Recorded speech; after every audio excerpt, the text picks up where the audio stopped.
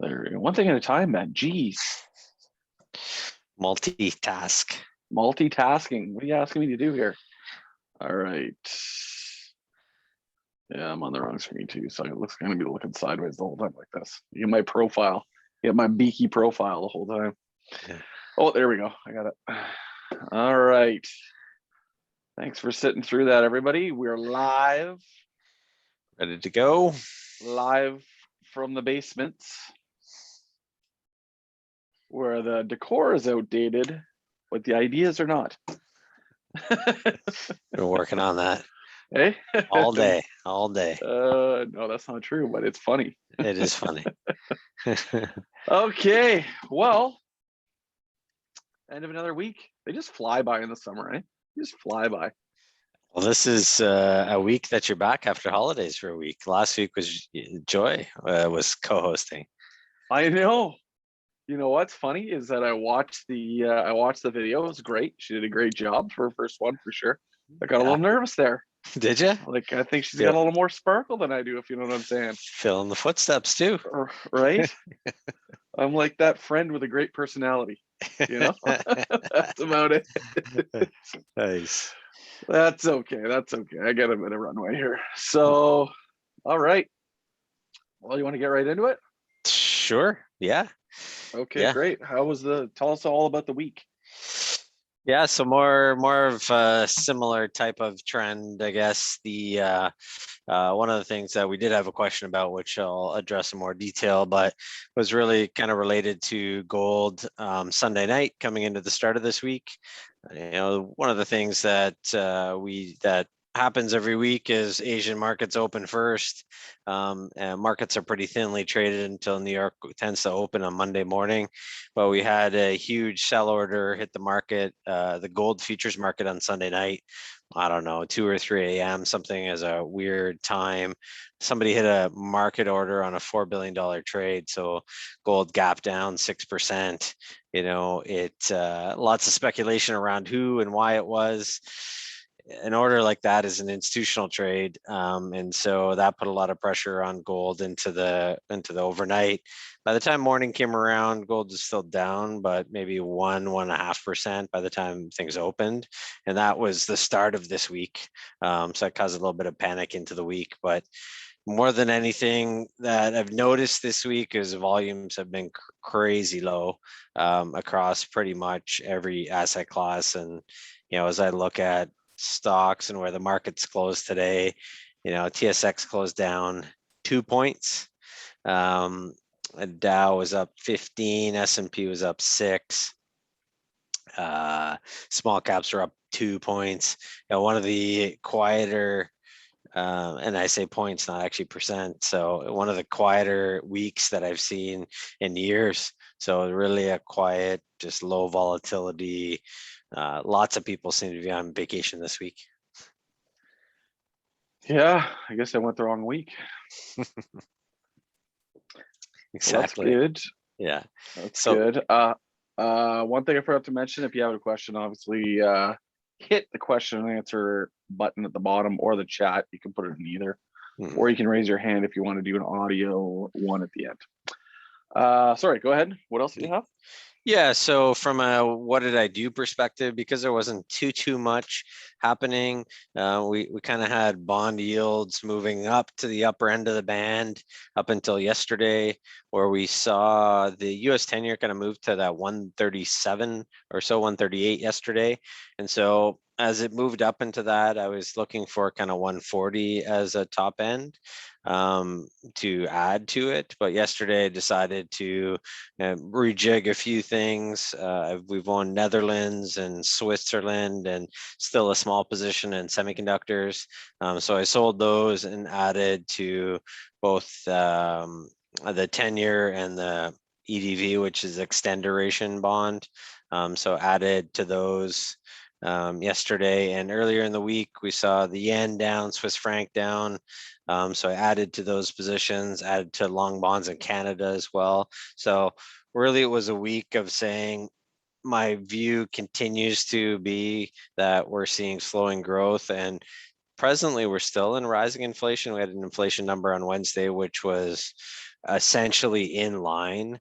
If it was a kind of a beat or a big miss, markets maybe would have gyrated a bit more than they did, but it's essentially in line. So really my view continues to be that we're seeing that backdrop, and I want to reduce risk and add bond portfolio or bond exposure, which I did.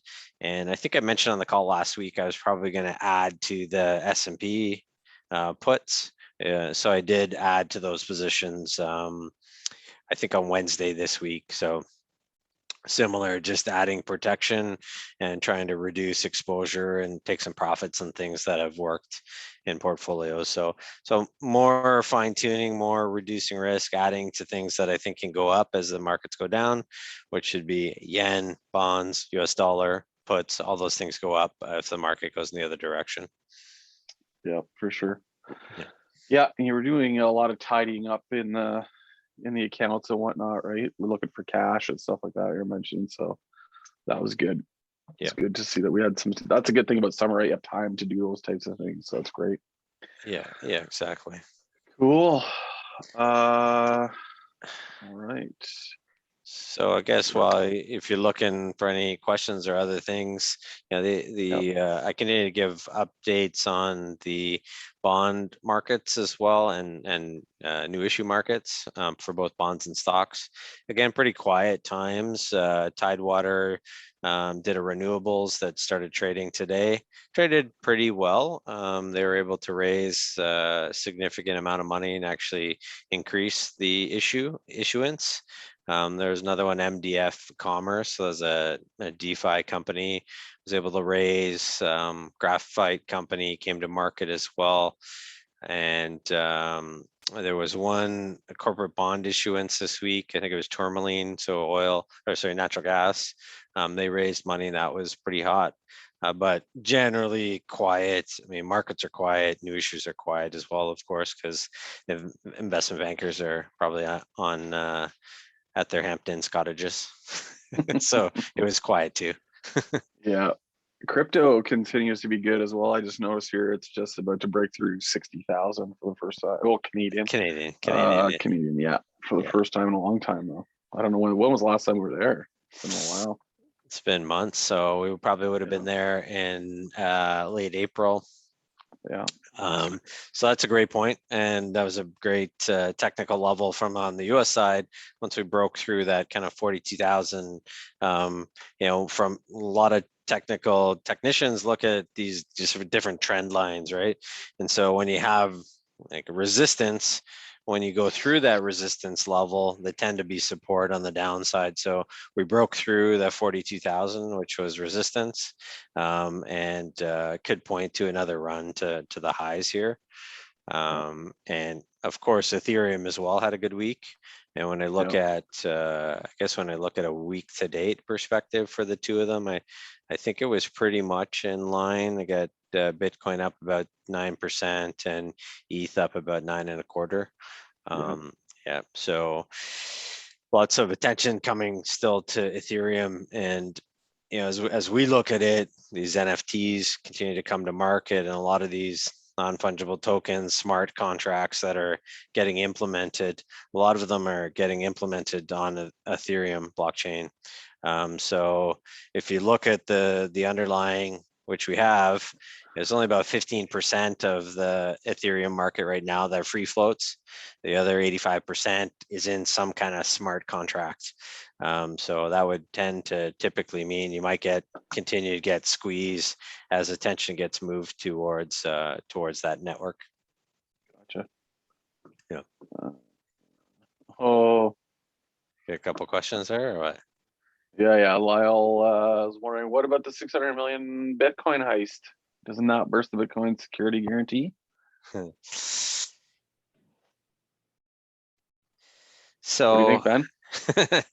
Yeah, I mean, look, it's a fair point, and I think obviously there's a lot of skew around how that happened and why it happened and where it was, and was there how the system was built.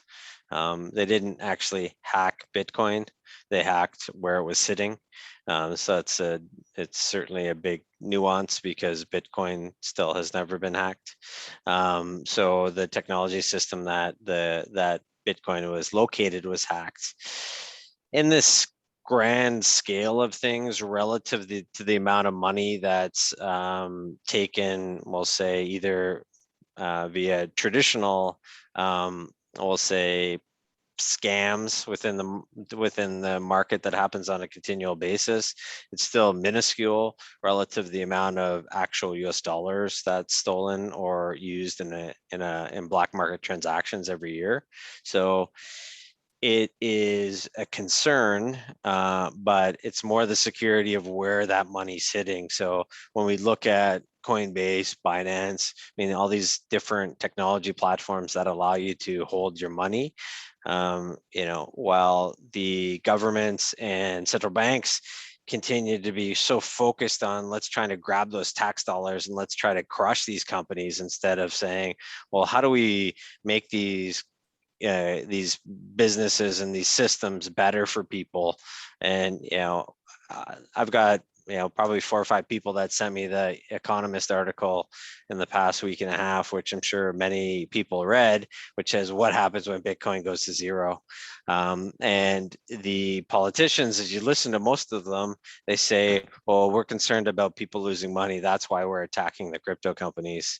I mean, it's completely ridiculous. That's not why they're attacking them. I mean, they're attacking them because they're concerned about losing the power that they have today, which they control, which is US dollar. So I'd say if they're really concerned about people losing money, then let's integrate, let's work together, let's build a system around this thing to protect individuals. And that's not what they're doing right now. So I know that's a long-winded kind of rant to your question, but it wasn't Bitcoin that was hacked. It was the system that was holding that physical Bitcoin on behalf of those individuals. That's a really good point. Yeah. I bet I'm not sure if you noticed my hat that I have right there. Didn't make it on my head because I was having a good hair day. So I didn't want to throw it on. Mm-hmm. Okay. Yeah, that was a long one. Sorry. One thing we should probably discuss is just briefly is the upcoming election, I guess. Right? It looks like that's going to get called for September. It looks like September 20th. They're going to call it. Obviously, if you said September 20th, it's going to happen. Yeah. Yeah. So it's looks like we're going to be 5 weeks out on that one, likely. Yeah. Not a lot of campaign time. Yeah, I mean, okay, I look from a political perspective, I think it's a non-event. I'm not sure why. Obviously, there's external pressure from the other parties, and I think the likelihood of anything changing is about 1%. I'd say 99% likelihood is we come through the other side of this with some money spent and some political bantering. But as for anything changing materially, I'd be shocked. Obviously, the NDP came out with potentially raising taxes on the top income and asset owners. I mean, at some point that number becomes detrimental for people to live in the different in the country. So as you ratchet that thing up closer to 60%, that becomes a pretty negative, I think, effect on the country. So I'd be shocked if the NDP gets a lot of attention from that. So I think we come out the other side with essentially what we have now, which isn't bad, but we come out the other side with Trudeau still leading the country. Gotcha. Yeah. You did those couple of gold questions that we had from Eric. You pretty much already addressed the one about the flash crash in gold. Yep. Right. So we can move on past that one. Mm-hmm. Let me read off this one. I don't know how much context here. Eric wants to know about the whole tapering issue. Why are so many Fed people talking about it if there's slowing growth? Whether rising inflation means more chances of tapering, what are the chances of it happening, and it would do to asset classes, including PMs? Yeah, so it's a great question. I've read a bit of that this week. We had our podcast this week with Maria Shmurnova. She runs Jokes for Sprott Asset Management and runs the 9 Point Gold and Precious Metals Fund. But that was one of the questions we asked her.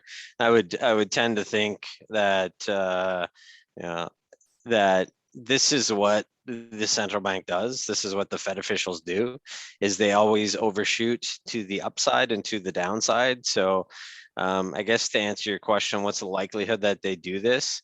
I'd say the likelihood that they do this is pretty high, probably November, December timeframe. And they always tend to go too far one way and too far the other. So, they had the opportunity to taper 12 months ago or 9 months ago, probably as the economy was coming out of it, things were recovering, inflation was rising. I mean, that's the time where you taper. Now that we've already started to go down the other side of the roller coaster, they're going to now make the decision to taper. I mean, it's completely logical, but I don't think they think in logic. They look at the data, and most of the data they look at is backwards looking. So they are likely to taper, but I don't think it's anytime soon. And so my present base case is still slowing growth, rising inflation. That's historically been the best time to own gold and precious metals. So I think they likely taper. It's going to put pressure on the markets. They'll have to reverse their taper, either from an interest rate perspective or a quantitative easing perspective. They're going to have to reverse course, just like they've been doing for 15 years. Every time they try to taper, they got to turn it back on. And so I think they're following a playbook that's outdated, but they'll probably continue to proceed with that old playbook. Got it. Yeah. Okay, we kind of did the news in between, but why not let's finish up with what you see ahead for next week.